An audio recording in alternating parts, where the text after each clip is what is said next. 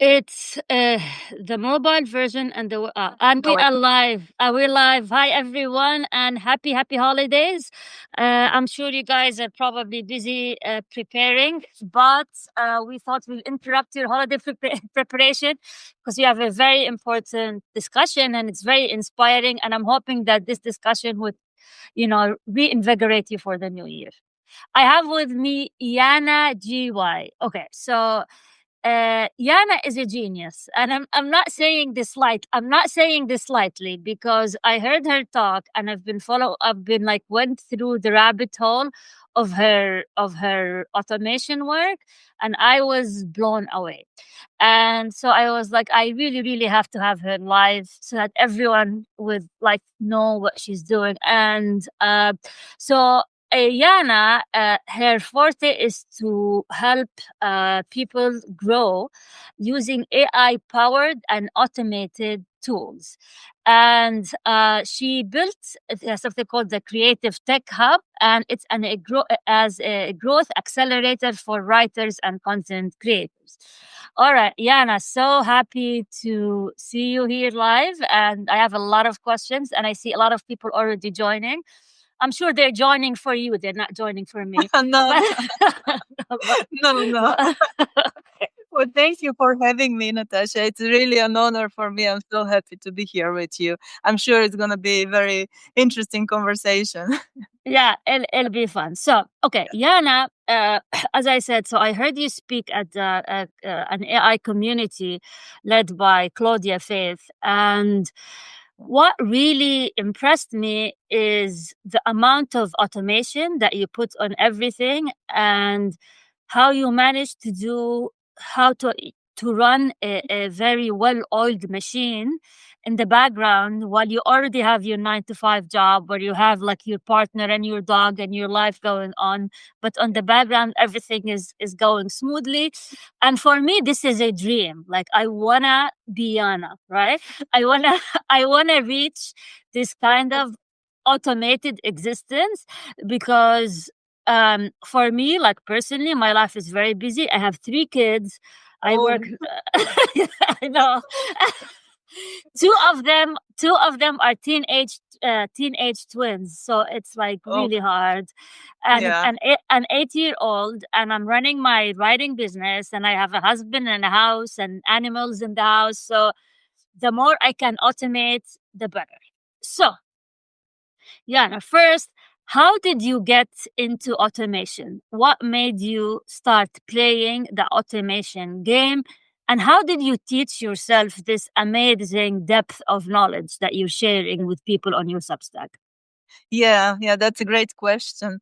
I think I got into it just simply because I'm so much fascinated about technology in the first place, and it's not just a hobby. I just really, when there is something new in the AI and automation and the tech in general, I'm also so much into like physical devices I have at home, and I really want to rush into it and get to know it. I'm using AI ever since it was announced. So when ChatGPT announced, OpenAI announced ChatGPT, then I just went in and jumped on the waiting list, and I was one of the first users, I think, and that's how I got it. I didn't, when I started, I didn't really imagine or think that I would build a AI powered and automated business like that. But I worked in that direction, I think, unconsciously until it became really the core, the center of my business right now. And it's natural for me because of my 9 to 5. So I don't have 3 kids, but I have my crazy Jack Russell dog at home and my partner as well. And I have a very demanding 9 to 5 job, and because I'm at a senior leadership position, and I have tough projects, and sometimes I have to stay after hours and things like that. But so my time is quite limited. So I wanted to like on my 9 to 5 job to focus on efficiency and bring that to my personal business as well. And I used everything that I know from my 9 to 5 and I just applied it to my online writing business, and it worked. So you're currently at 10K a month just from Substack. Is that where you are? Substack is the core of it. I, I wouldn't say it's not only the paid newsletter. There are I think 5 or 6 revenue streams in those 10K. But yes, I reached my first 10K month in October. And right now it's moving between 5 and 10K. It's not stable at 10K, but it's the trend is clear and it's working. Wow. Okay. So for me, how did you teach yourself all of these automation tools? So for example, I'm gonna give everyone who's joining us, and please, anyone, please feel free to jump in and ask questions. You have Yana here for free for an hour, so use her.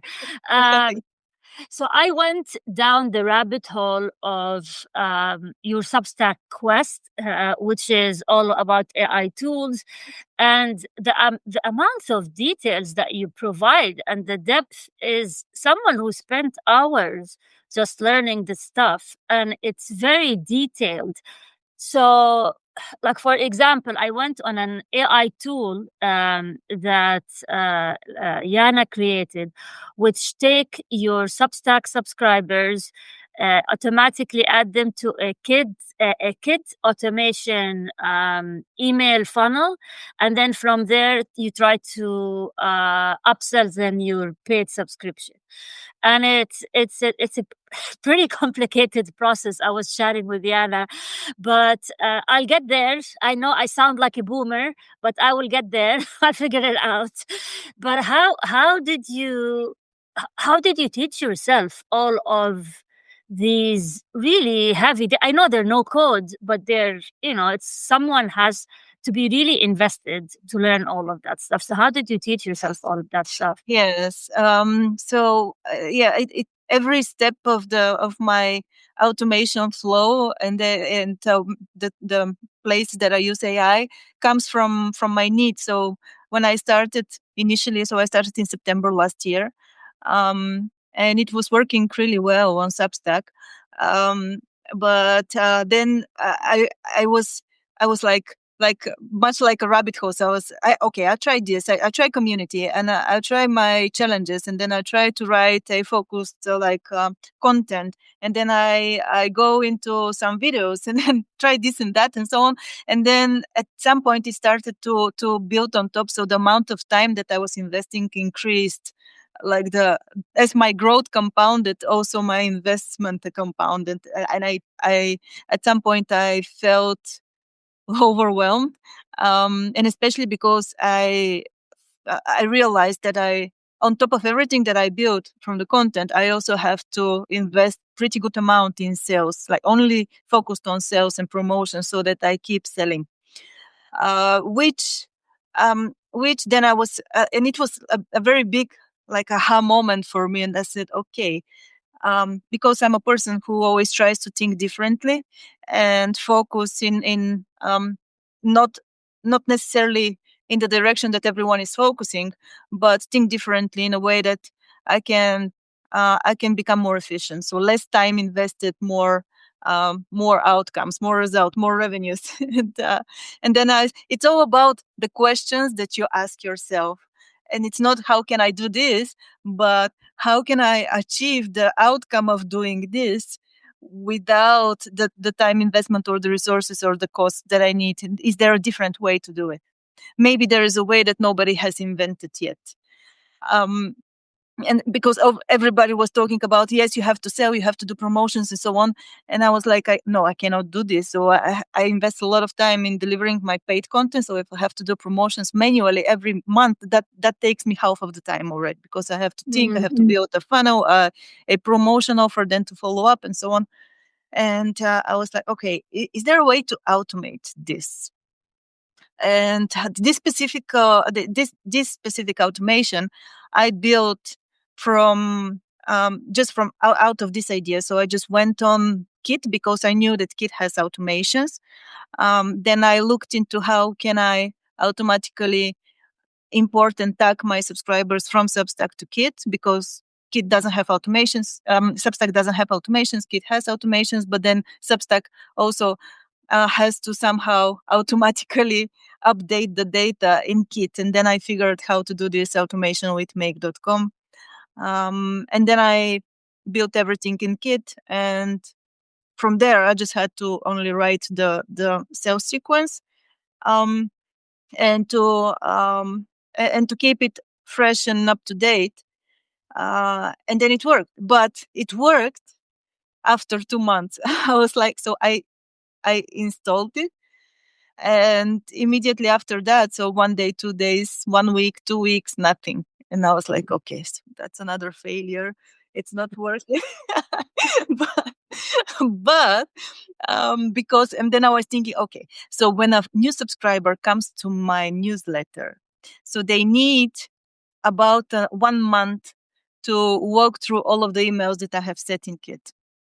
So I have to wait at least 1 month for the first subscribers to so that I can see effect for the first, batch of subscribers, which were back then about 10 per day. So 10 new subscribers per day, which is very small. So I had to wait even more than 1 month in order to start seeing results. And yes, my paid subscriptions, the sales of my paid subscriptions basically doubled because of that. So what were the results that you were looking for? So you were looking for to convert a free subscriber to a paid subscriber, Yes. and or buying some of your digital products on Gumroad, or what was your main focus from that? My main focus was to convert from free subscribers to paid subscribers, because that requires a lot of effort. And so that I make it clear now, so for everyone who's listening or watching, it's not enough. So what I figured during those 2 months is that once I installed this automation, you have to also keep delivering fresh content for paid subscribers so that you give them more reasons to upgrade. So this sales sequence that is working on the background, it's not enough. It is, yes, definitely. It is selling while you sleep, basically, but you still have to continue to deliver the value for the paid subscribers. Otherwise, it slows down. I was looking to start to keep selling at the same rate that I was selling without having to do the promotions. I see. So basically, your idea is somebody subscribes and becomes a free subscriber. You take them into a month's worth of email until you convince them why they should convert from free to paid. Yes. Okay. Are you worried about them getting a lot of emails like, oh my God, another email from Yana, I'm unsubscribing? Would you? Because that's what I worry about. And I have marketing funnels coming, but I worry like what's their tolerance threshold of keep receiving emails from me? I mean, they must really love me to unsubscribe. Yeah. Oh, yes. Yes, I have every time I post an email, I send an email, I have a few subscribers. But it's not a lot. A few unsubscribes, and it's not a lot. And initially, I had that concern that maybe it's too much, because they're receiving every day for 1 whole month an email from me, and what comes from Substack comes on top of that. So there are days that they get for 2 emails, for example. And I had that concern, but I'm not so much concerned, because I also have in my 9 to 5 that experience that out of all of the channels. So my background is in telecoms and in the marketing and sales and marketing. So I know we have tested so many channels to sell, and out of all of the digital channels that you can have to communicate or promote or sell an offer to your audience, the email is the most efficient one. It's the conversion rates are the highest there. It's not SMS. If anybody's thinking it's not SMS, people hate SMS. Yeah. And I come from telecom. I know it's not that. So I knew that this has to work, and in order to sell more, you have to send. The more emails you send, the more money you make. That's as a rule of thumb. And for as long as your unsubscribes are less than your new subscribers, so your net growth is positive, I think there is no problem at all. Because anyway, so people gonna unsubscribe for sure. But if they do, most probably they also not going to buy anything from you anyways. Hmm. Okay. So why did you go all in Substack as opposed to other tools like LinkedIn, for example? You know, you being a senior leader at your position, I would expected you to go all in on like LinkedIn and create all these funnels. And why did you choose Substack? Yes, because LinkedIn is social media. Like any other social media, it gives me followers. It doesn't give me access to subscribe to the emails. And I always wanted, I also know from my 9 to 5. So I always, with my this online writing business that I started, I always wanted to build a email list for myself. And I knew all of the ways to do that. Like, I was writing on Medium. I was trying to, I had lead magnets. I was trying to do something on social media. LinkedIn is just another social media. And the amount of effort that you have to put there for the number of subscribers that you get out of it, it's just too much for me, especially on the side of my job. And when I heard about Substack back then, it wasn't, so notes weren't available. So I said, okay, Substack is great, but I still have to bring my subscribers on it. So Mm. then I started, I continued on Medium, on social media. I was trying to, I don't know, code emailing. I looked into everything. Hmm. But then I learned about notes, and that was the thing. The moment that I decided, okay, now is the time I have to go all in, because it's the only place right now. Probably there are going to be new platforms in the future, but right now it's the only place where you can post something like as if you're posting on social media. Instead of getting a follower, you're getting a subscriber. Hmm.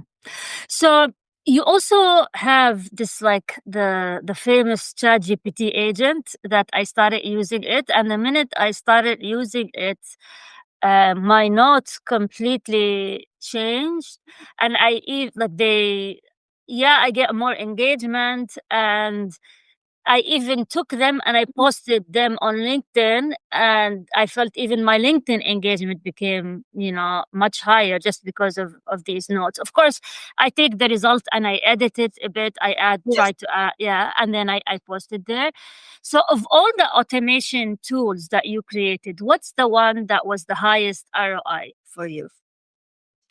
Um, I think it's that GPT actually. If I'm not sure whether it's between the automation that I have in Kit to sell my paid subscriptions, or it's that GPT, because the GPT is by far the paid member benefit that I have in my paid newsletter that has brought me the biggest number of paid subscribers. Hmm. Um, Yeah. So you think people subscribe? Like I subscribe. I'm a subscriber, by the way. Hi everyone. I subscribe to Yana because Thank you.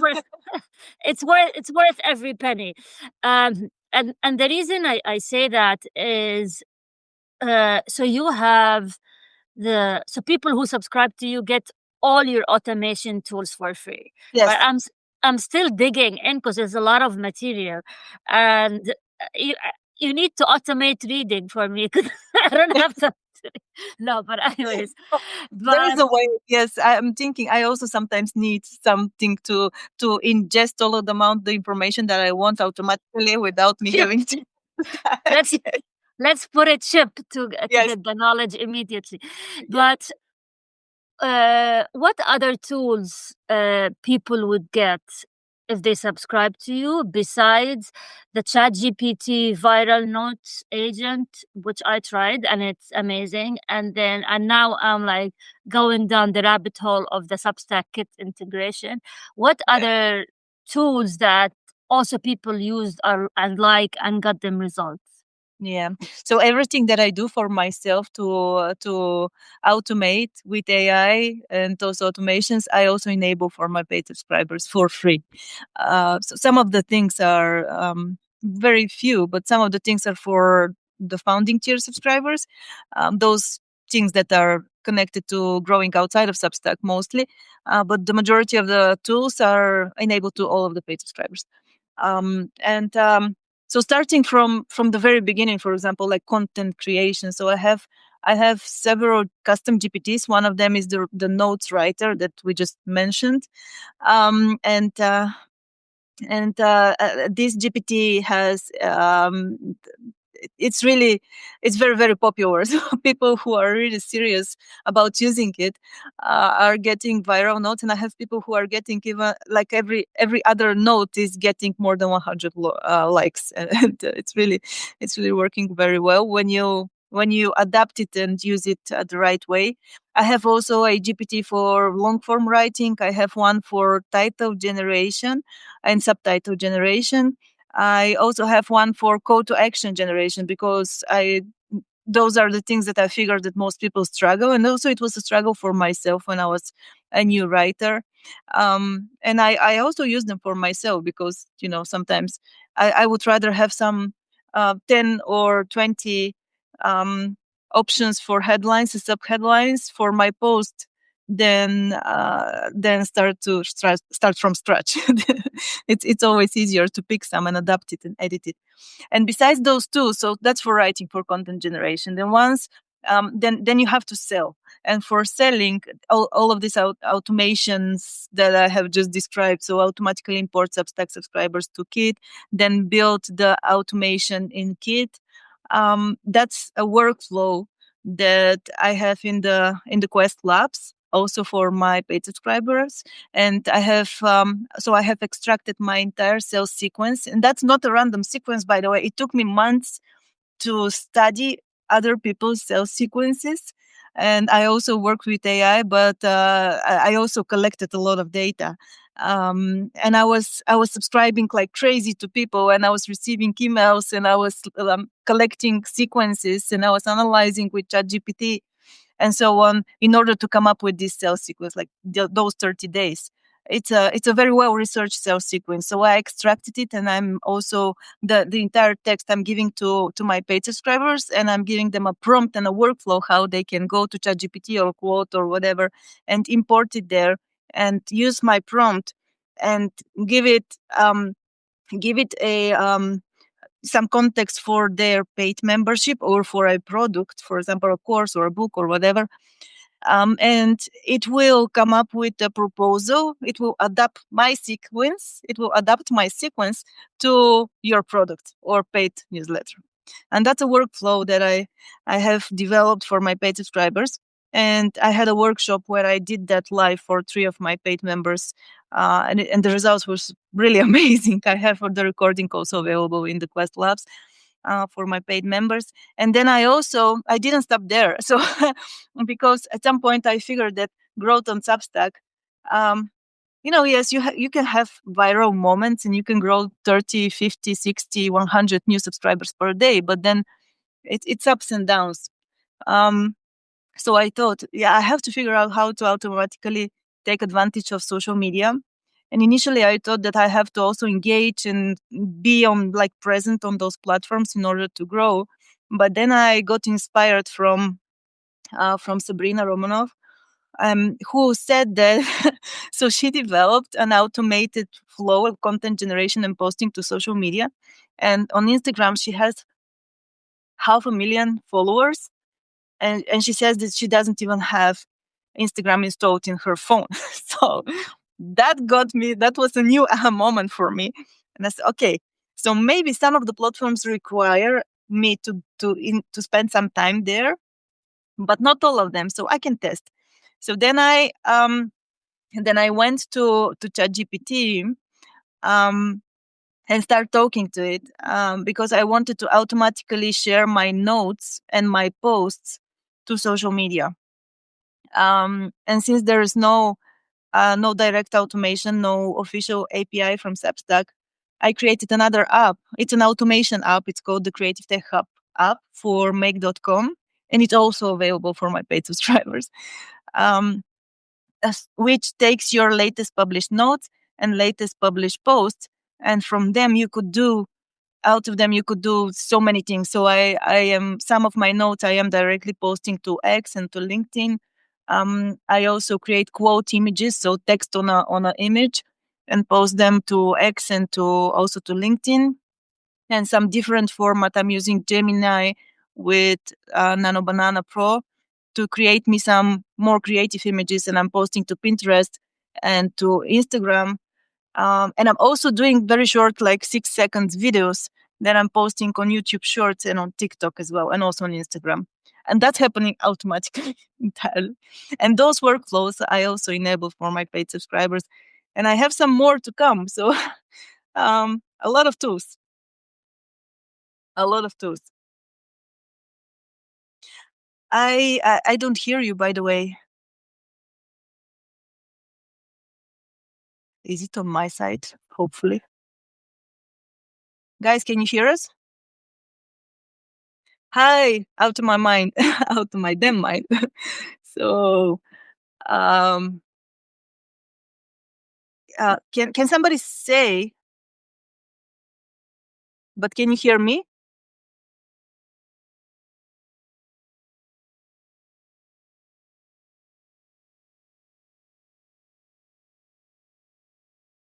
No.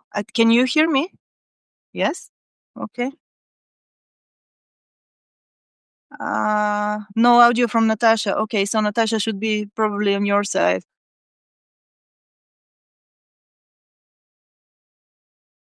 Maybe you can switch the mic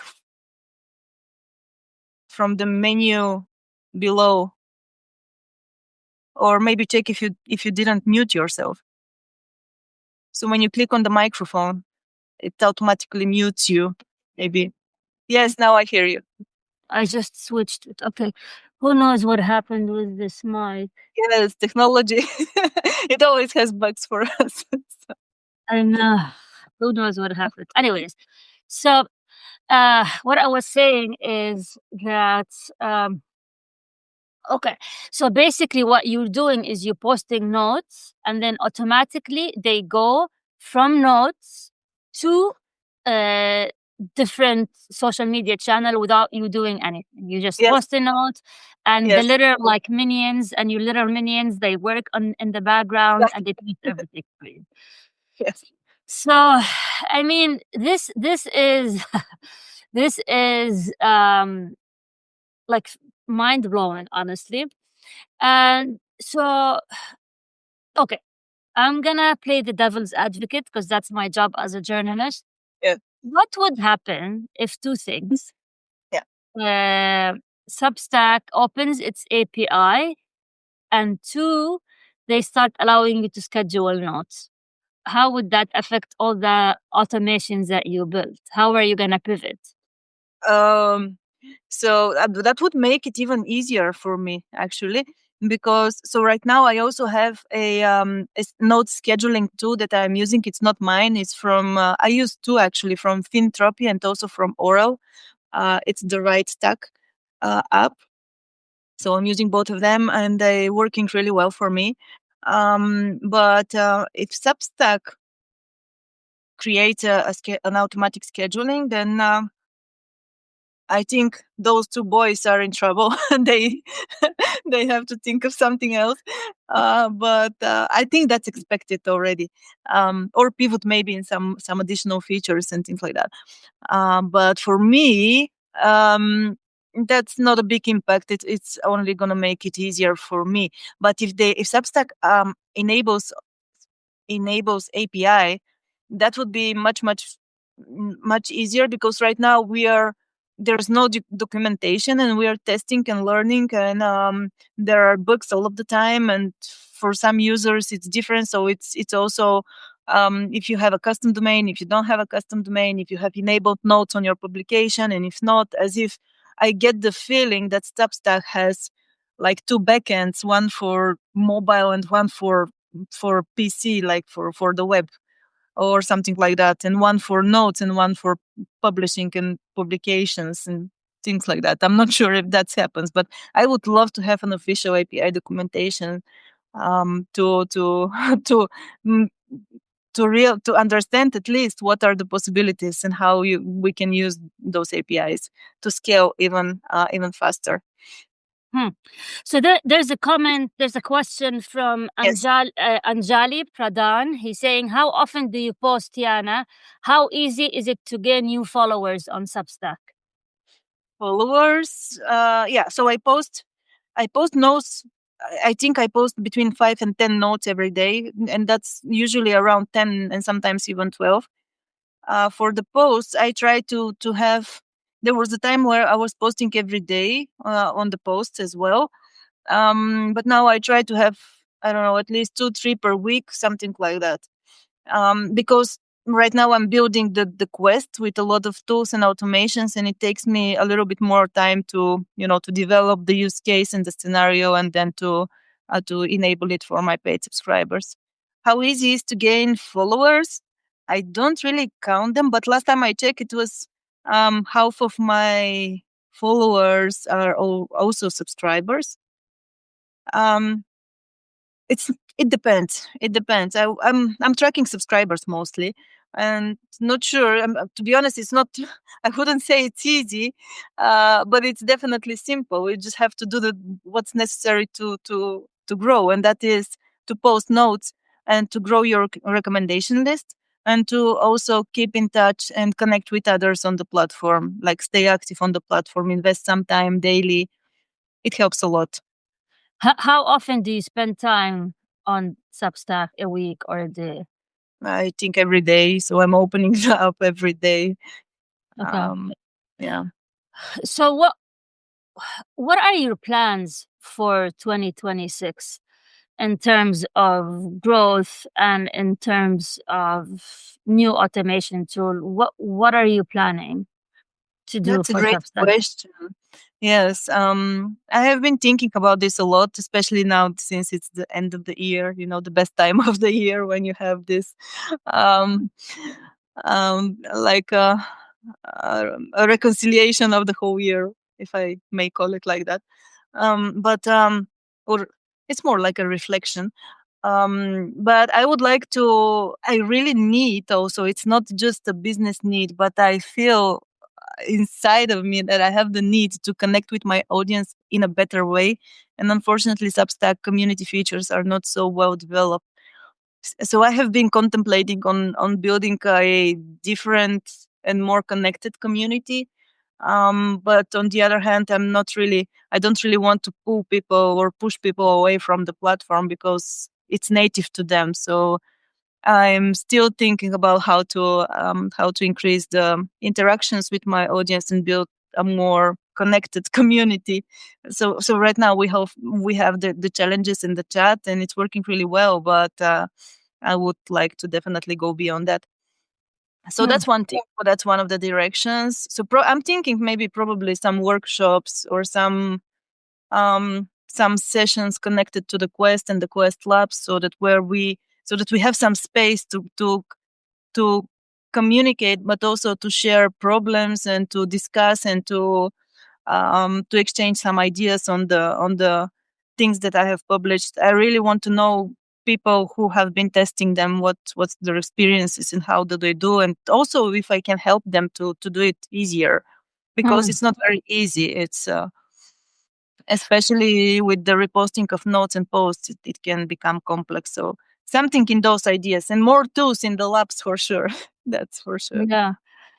So I want to go back to the issue of community, and I also go back and forth with it because big creators are using third party apps like Circle, and when they grow, they go to Circle because it has all the community features.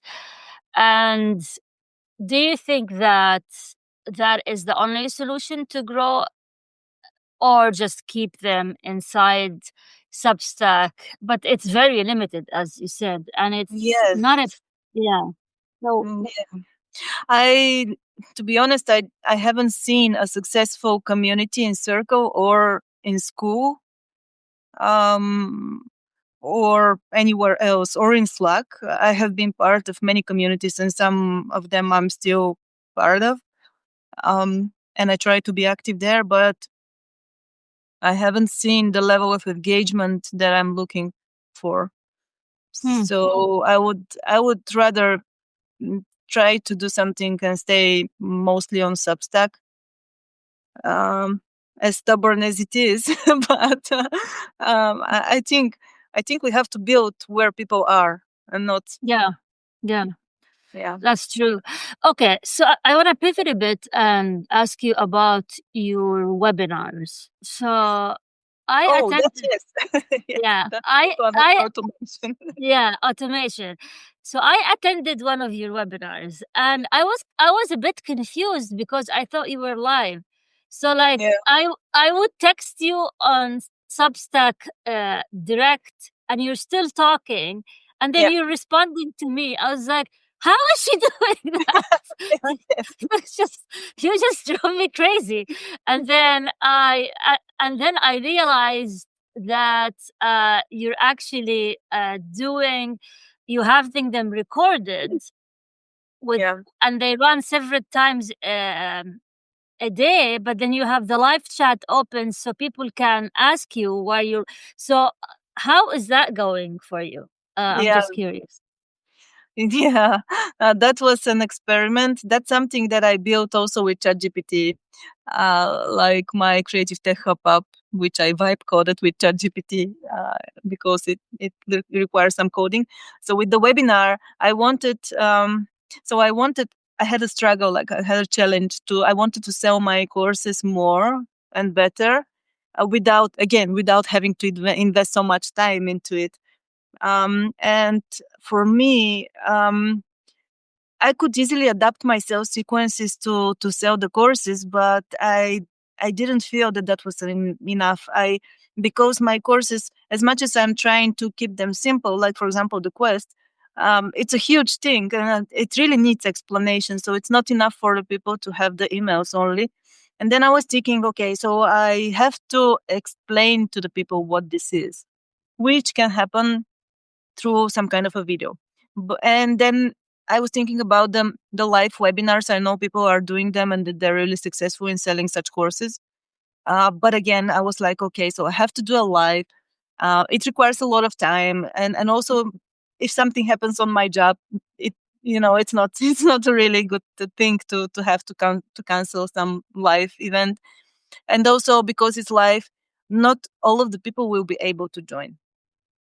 And so I went to ChatGPT and started talking to it again. And then it suggested this one app that I'm using. I never heard about it before. It's called eWebinar, eWebinar, where it allows you to create a fully automated webinar that looks like live, and it also you can chat with your. So while people are watching, you can talk to them, you can chat with them directly. Mm. And that's really amazing. And the entire and also the user experience is quite, it's amazing. It's very very really very good. I think it's even better from the bigger platforms. um and it has a lot of interactions that you could also automate, which increases the engagement as well. And I decided to test it, and I have pretty good attendance rate and engagement rate. It's over 70% of the people are engaged during those webinars, which is amazing. And my conversion rate is 10%, which is for compared to my sales sequences, it's quite high. It's quite high. So 10% of the people who attend your webinars, they buy your product. So these are to buy your products, not to become paid subscribers, correct? No, yes, to. But I also, so in this webinar, it has a very exclusive offer for this webinar only. It's one of the best offer that I have ever made. So I'm offering the quest and all parts of the quest, like bundled one, and also a lifetime access to my paid subscription. And it's a very good price already. Hmm. Um, Okay. Where do you host your courses? Gumroad, all of them, or it's on Teachable. It's on Teachable. Teachable? Okay. Yeah. Okay. So why do you use Teachable? And what do you put on Teachable and what do you put on Gumroad? Yeah, I started with Gumroad because it's easy and it's free, and even though it's taking 10% of your revenue, then as a new writer and somebody who's building everything from scratch, I decided to not really invest that much in the bigger platforms. But then for the courses, I decided to move to Teachable because the user experience is better, and also because I already had enough of a big audience to sell those courses, and for me it was enough to cover the costs and also be profitable with it. But for somebody who is starting from scratch, I wouldn't recommend to go to Teachable at all. It's because it's $200 per month in order to be able to build something really good. And you have to, if you don't have the audience to, it would be, you don't have to be in a place where you struggle to cover those costs only. So Yeah. um, Wow. Okay. Uh, let me think. Okay, so you mentioned Sabrina as one of the people who you yeah. follow and inspire you. Who other creators that inspire you that you follow? And let's talk about creators also on Substack that you follow them, you learn from them, and you make sure to read all their emails. Yeah. I read a lot about AI lately. I really love what Nicholas Coe and Dickie Bush are doing in their newsletter. It's one of my sources of inspiration as well. Wh- Um, which which newsletter? Right for AI. right with AI, yes, Okay. right. Do you pay for that, or is it paid subscription, or do you use the free version? Yes, yes, Oh, you pay for it. I have Okay. the paid membership. I also recently, not recently, I think it was last year actually, their Christmas initiative, but I also won one of their giveaways for Ship 30 for 30. It's a great course actually. So they gave it to me for free. It was a giveaway over the email. Oh, that's nice. Yeah. Okay. Who So yeah, else? I would really recommend. Who else? I think the one person that is who inspired me to even think about Substack was Tim Denning. And even though he's not so much on AI and automations, he's more on the content and virality part, and also business and mindset.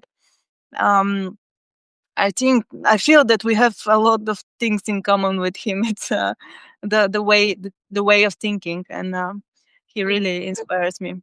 And ultimately, yes, I'm following Alex Hormozy. He's my uh, um, source of inspiration, mostly about mindset, because everything, to be honest, everything that I learned from him in some way or another, it was I already knew from my job. It's because he's teaching business, and how to build offers and how to sell them and how to adapt them for online and so on. And it's big part of it is something that I was already familiar with.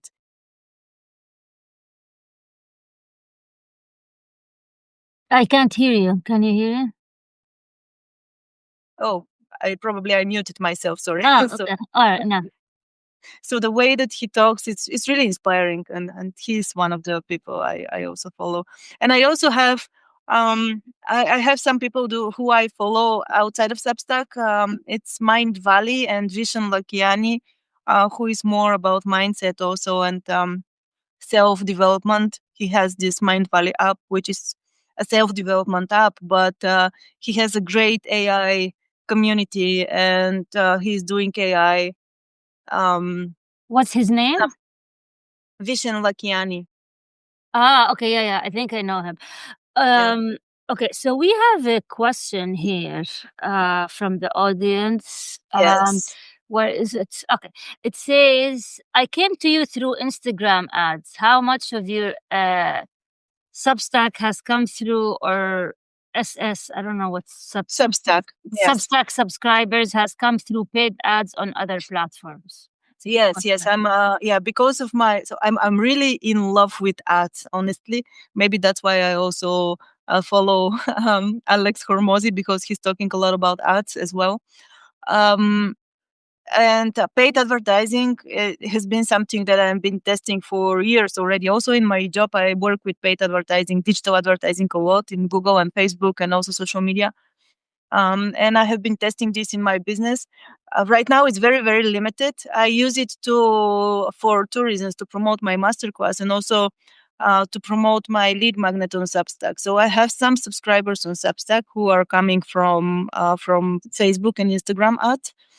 And so far, I think there are a few hundred, like 200-300, something like that, overall from my 9,000 or something. So it's not so much. I'm testing with very limited budget right now. I'm not very happy with the average cost of subscriber that I get from Substack. And probably my videos could be better and my creatives on the ads could be better, that's for sure. But also the user journey, the subscription user journey on Substack, it's not optimal for paid advertising. So that's a room for improvement, and that's something that I'm gonna, once I figure it and come up with something that is working for sure, I'm gonna enable it for my paid subscribers as a workflow, as I know how to grow with paid advertising as well. I see. Okay, so I'm just thinking about what you said in terms of what you're planning to do in the future with community. What about for growth? How are you planning to grow more? I think I will explore more and try to leverage more social media outside of Substack. And I'm also thinking about paid advertising, but not so much to bring paid traffic to Substack, rather than I would like to find and to build a profitable way to have a paid funnel that converts and is profitable in itself without any organic support. Because a big part of my audience is organic, and whenever I launch something, sales are good. But if I try to isolate, like take separately the effect of the paid advertising right now, it's very difficult to do it right now. But I have to figure out how to build a funnel so that I can measure it more accurately and ultimately to make it profitable. Right now, I cannot measure it, but my gut feeling tells me that it's not profitable at the level of the acquisition cost that I have right now. It's varying between $4 and $6 per new subscribers, which is a lot. Well, I don't like it. I don't like it. I know we've been talking for almost an hour now, and it's the holidays, and you're probably gonna go and get ready. And so, how can people reach you? How can they, find your stuff? Where can they find you? Like, any last words you would like to say to people who The best way to find me is on my newsletter. It's called Unplugged by Yana GY. Even as a free subscriber, you're gonna get in touch with big part of this huge thing that I have built already. And I'll be happy to connect with you. You could also write me an email at yana@creativetech.consulting as well, or just direct message me on Substack. Well, this was great. Thank you so much for your time, and thank you for everyone who joined us for another episode of the Substack Writers Salon. And until we meet again, and happy holidays, everyone. And thank you so much, Yana, for everything. Holidays. Happy holidays, and I'll see you on Substack. Yes, see you. Thank you so much for having me, Natasha. It was great. Thank you. Of course, likewise. Take care. Bye. Bye bye.